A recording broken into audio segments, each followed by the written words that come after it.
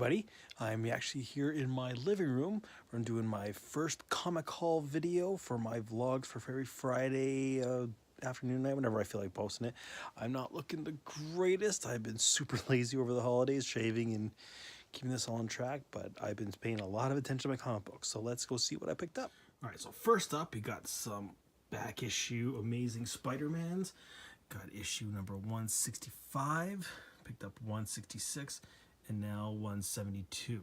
I'm actually trying to pick up number 195, because once I have that issue, I have a full run from number one, from like I think 164 up until number 800, whatever the current issue is right now. So the Amazing Spider-Man is part of my bigger collection of comic books. So I'm really trying to finish that up. I only have, I think, maybe 70 issues left to go, and I have the entire run.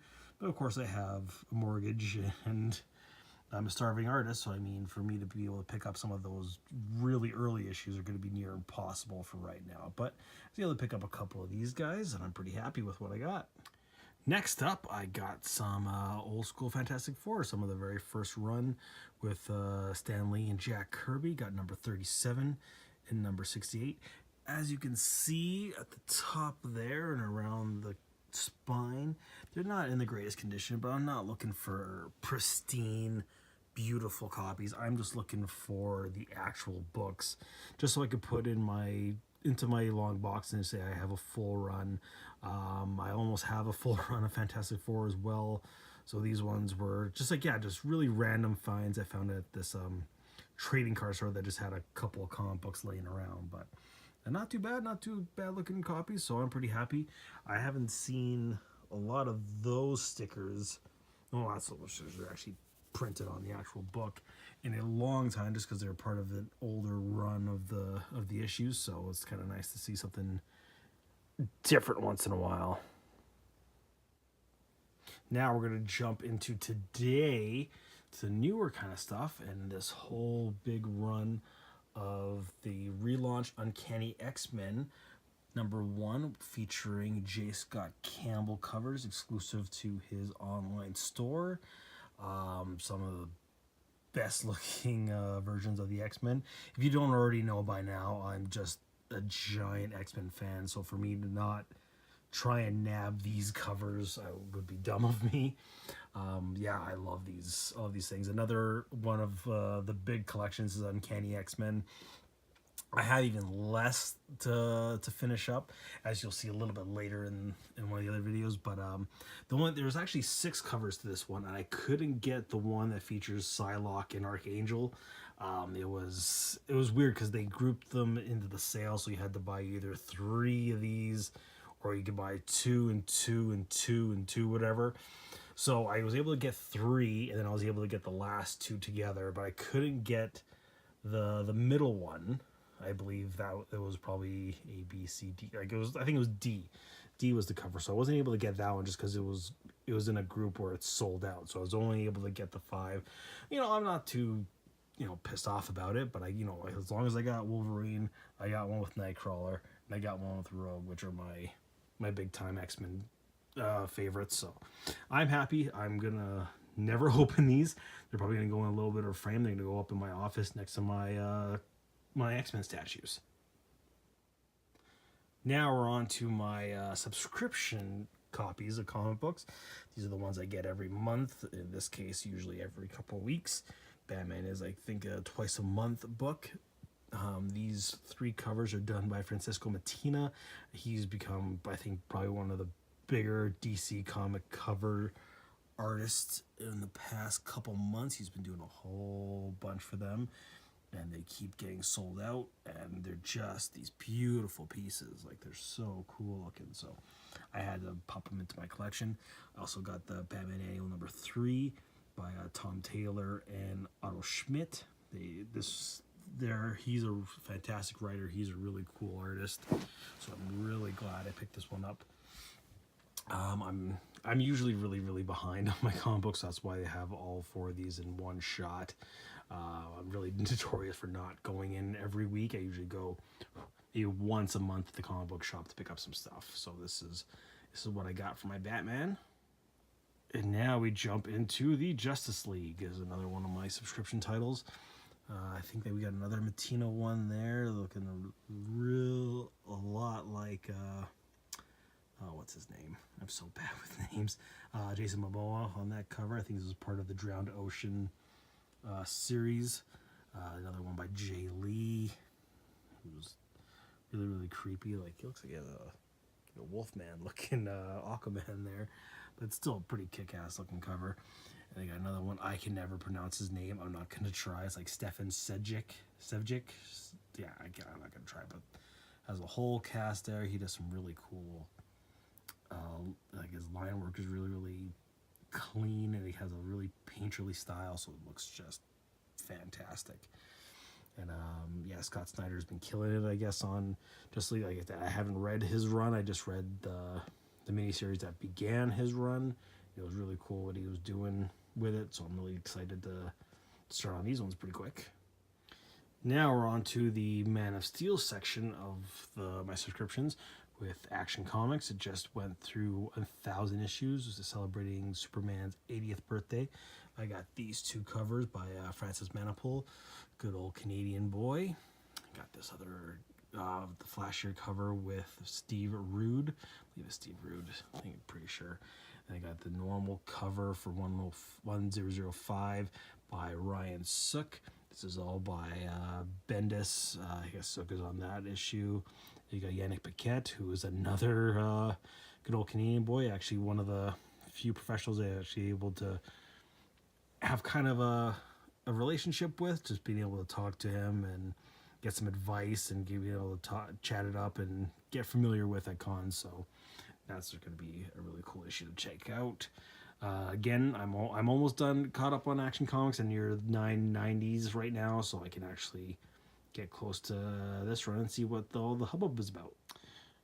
This was a new series that I saw. It was Supergirl Being Super. It's kind of like a pseudo new origin tale for Supergirl. I saw that it was all done by Joelle Jones. The artwork is all done by her, and she's been killing it with Lady Killer and with some of the stuff she did with Batman and Catwoman. So I wanted to pick this one up just to see what she can do in handling Supergirl. Yeah, like, very elegant, very good looking lines. It's just, and you know, it's always good to get origin stories or maybe get some retelling, get some more info on these characters. So really dug that first issue, so I was able to find all the rest of them and be able to check them out, and it will give the first one a reread and just go and binge read all the whole series. So if you notice a trend, a lot of these books are actually DC, because I picked up from my one subscription store, Red Skull Comics in Calgary, and that store has all of my DC subscriptions. I have another store that I go to that has all my Marvel ones, so just to keep them straight. And you were probably wondering, why do I go to two stores when I can get them all at one? It's basically just because it's a store loyalty thing. I've been going to both of them at different points in my life for almost 15 years now. So I mean, I went to one when I was going to school or going to college, and one I actually work at, so I was able to kind of have both of them. I had the same number file at both those stores, so it's really good. So I mean, it's, you know, it's always good to jump to store just to see what's going on and, you know, support your local comic book stores. So these two are actually Superman with Adam Hughes covers, because, you know, Adam Hughes is amazeballs. Got another one by Brian Michael Bendis and Ivan Reyes. So that's another series I'm still trying to catch up on, so I'm really excited to get on those too. And now we come to, we got Doomsday Clock, number, I don't know what number this one is, but it's one of the current ones. This is probably one of the better miniseries that's going around. It's one of those ones you do have to read a couple times just to try and get all the little nuances and little things that are being done in the issue, just because it is so dense. There's so much stuff going on. There's so many little things you have to kind of notice and see. So it's one of those ones that, yeah, I try to read a couple times just to kind of get everything in. And then another one is my love for Green Lantern is pretty huge. And when I heard Grant Morrison was coming back, I jumped on it the second I heard about it. So I'm really digging it. This is only issue 2, and it's already been stupid wonky, especially for Grant Morrison. And Liam Sharp has been really killing it on his artwork, so I'm really excited to check that one out too. And now the sole non-DC comic book that I collect there, Teenage Mutant Ninja Turtles. It's not much to explain. I've watched the Ninja Turtles when I was little, just like a lot of us do. And when they relaunched the comic book, I jumped on it. It's been one of the best comic books on the shelves for a long, long time. And how appropriate that this is going to be the Christmas one. So that'd be a perfect way to kind of be the penultimate kind of stuff for my collection. So one of the sales that I was able to get at Red Skull Comics, they do this Boxing Week end of the year sale, and one of the deals was if you buy one trade paperback, you get the other one for 40% off. So I don't need a whole hell of a lot of trade paperbacks, so I was trying to limit to what I have, but you'll see what I got instead. So I got the Batman the White Knight by Sean Murphy. This was a limited series through the Black Label, so now I didn't pick up all the issues, so I got the trade instead. It's the full collection, all collected in one. I tried to not pick up too many limited series. I try to just keep my single issue buys for my legacy comics, so the ones that I have the largest collection to. So Batman, of course, Detective Comics. For this miniseries, I wanted to wait for. And then this one, the new Teen Titans, kind of like the premier Teen Titans book by Wolfman Perez. This is the one that everyone talks about, that everybody loves. I was too young to pick this one up because, well, it came out in the 80s. I was born in the 80s. So I was never able to take a read, but since they're this huge deal and they've released all of them, these larger format books, I thought, okay, I can actually start checking them out and have the whole collection and get it going. So I'm, totally excited to check out Teen Titans. I have all the rest of the Teen Titans, like the ones by Jeff Johns that came out in the 2000s, so I might check out this one first and then jump into that and maybe just go in chronological order. So at Red Skull, they actually had part of the hardcover series of sales was that if you buy one, you get the second hardcover for half off. Or no, actually no, it's for free. So I jumped at getting the Enrico Marini series, Batman, the Dark Prince Charming. If you've never heard of Enrico Marini, he is an Italian artist who did these really cool pirate stories called Scorpion.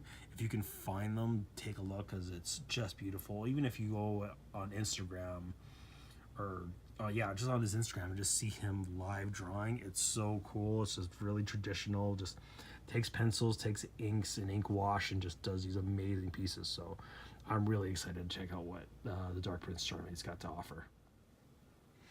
So then I went a little bit nuts when it came to that whole buy one get one free for hardcovers.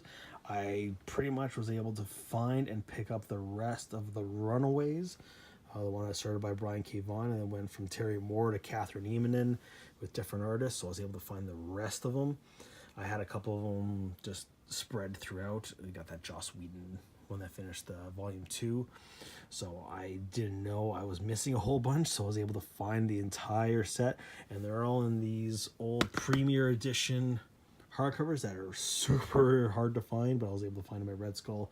So I'm really excited I can now finally start reading it, see what all the hubbub is about. Like, I know what all the hubbub is about. I know it's a really good series, and Brian K. Vaughan just kills it on everything he touches. So Runaways is a huge book, and I get to see how it progressed after Brian K. Vaughan left the book. So part of the Boxing Day sale, pretty much the only thing that I went and bought for myself were these beautiful copies of the first couple years of X-Men.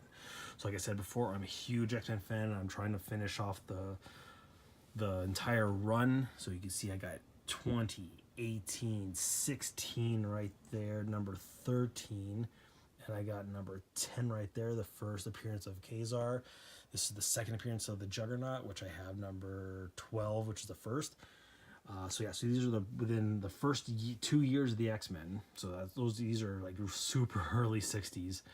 I'm really glad I was able to find them, and they were at 50% off of their sticker price. So I got them at an incredible deal. So I'm super excited to to crack these ones open. But I didn't stop with those 6. I was able to find a whole bunch more. Started with number 21, then went to 31. I found 34, 48, a nice looking copy of number 50. I think that might be the first appearance of Polaris. And then we got number 72. So for those who don't really know, I may kind of see a little bit of deja vu. At a certain point, the X-Men comics kind of got canceled, but they reprinted old issues. So as you can see, I have number 21 right there. And then they did the reprint here in number 72. Basically almost the exact same cover. I think it just got redrawn by one of the artists that they had on there. So it was really cool to be able to find the exact same issue kind of in different reprints. But yeah, these are the big things that I got over the holidays. This is one of my favorite finds I could get from this from Comic Traders in Calgary. So they were having this huge Boxing Day sale, so that's pretty much what I got. Whatever kind of cash I kind of had for Christmas, I kind of used.